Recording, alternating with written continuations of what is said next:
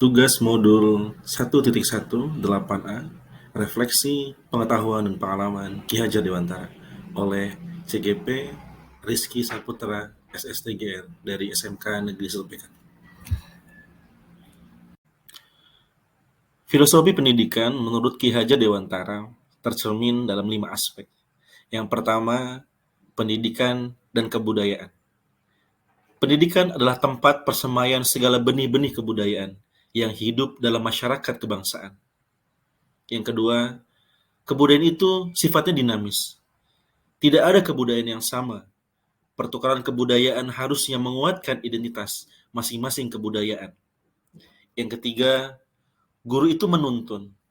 Guru menuntun segala kodrat yang ada pada anak untuk mencapai keselamatan dan kebahagiaan setinggi-tingginya. Yang keempat, cipta, karsa, dan karya serta budi pekerti harus dikembangkan secara seimbang kepada anak-anak kita.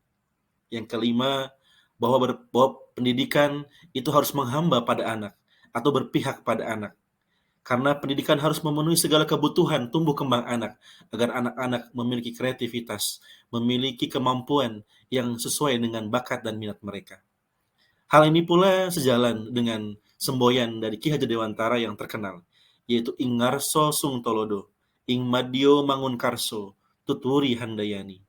Bahwa seorang pendidik itu di depan memberikan tauladan, di tengah memberikan semangat, dan di belakang memberikan dorongan agar anak-anaknya mencapai kebahagiaan dan keselamatan yang setinggi-tingginya. Dan itulah filosofi dari Ki Hajar Dewantara. Kondisi pendidikan Indonesia. Secara garis besar, ada 6 masalah yang menghambat pendidikan Indonesia. Yang pertama, belum sepenuhnya pendidikan ini menghamba kepada anak. Artinya, anak belum bisa terakomodir tumbuh kembangnya sesuai dengan kebutuhan, bakat, dan minat anak itu sendiri. Yang kedua, bahwa pendidikan itu masih berpusat kepada guru atau teacher center, belum berpusat kepada anak. Padahal kita berharap bahwa dalam pendidikan yang aktif adalah siswa, bukan gurunya. Sehingga guru hanya menjadi jembatan bagaimana anak untuk bisa mencapai suatu tujuan yang mereka inginkan. Yang ketiga, bahwa pemerintah pendidikan ini masih belum merata, baik itu dari sisi infrastruktur maupun dari sisi sumber daya manusia. Ada perbedaan antara sekolah yang ada di kota dan juga sekolah yang ada di pedesaan. Yang keempat adalah kenakalan remaja. Nah, kenakalan remaja ini menjadi PR kita bersama karena pengaruh-pengaruh dari tontonan, dari pergaulan ini yang menyebabkan anak-anak kita terkena dampak dari kenakalan remaja. Dan ini harus menjadi prioritas penting bagi kita sebagai seorang guru. Yang kelima adalah arus budaya asing yang terus menggerus kebudayaan lokal, yang mana anak-anak kita di zaman sekarang ini lebih suka mempopularitaskan dan lebih suka mengikuti gaya-gaya orang-orang di luar sana atau orang-orang asing, berbeda dengan mereka yang kurang sekali minat mereka terhadap budaya-budaya lokal. Yang keenam adalah degradasi moral, yang mana degradasi moral ini tercermin dari perilaku mereka terhadap antar sesama teman maupun terhadap guru. Padahal salah satu filosofi pemikiran Ki Hajar Dewantara adalah bagaimana anak-anak kita ini bukan hanya cerdas secara intelektual, tapi mereka juga bisa berbudi pekerti yang luhur.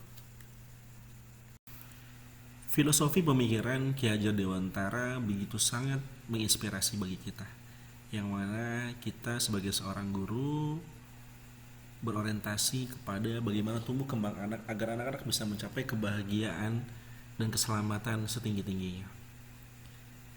Setelah mempelajari pemikiran dan filosofi Ki Hajar Dewantara, saya mengalami berbagai macam perubahan. Yang pertama tentu dalam kegiatan pembelajaran saya berusaha untuk selalu berorientasi kepada anak. Bagaimana kebutuhan anak sehingga kita sebagai seorang guru mudah untuk memahami bagaimana potensi yang anak-anak miliki sehingga itu tercermin dalam pembelajaran yang saya lakukan. Yang kedua, bahwa saya juga berusaha untuk menerapkan nilai-nilai budi pekerti agar anak-anak ini tumbuh dan berkembang menjadi seseorang yang bukan hanya pintar secara intelektual, tapi mereka juga punya budi pekerti yang baik antar sesama teman dan juga terhadap orang yang lebih tua. Dan tentu pendidikan yang harus berpusat kepada anak atau student center, sehingga kami sebagai guru hanya sebagai jembatan untuk bisa menjadikan mereka tumbuh kembang sesuai dengan bakat dan minat mereka. Itulah beberapa filosofi yang berubah dalam kehidupan saya, tentunya dalam pola mengajar saya di sekolah.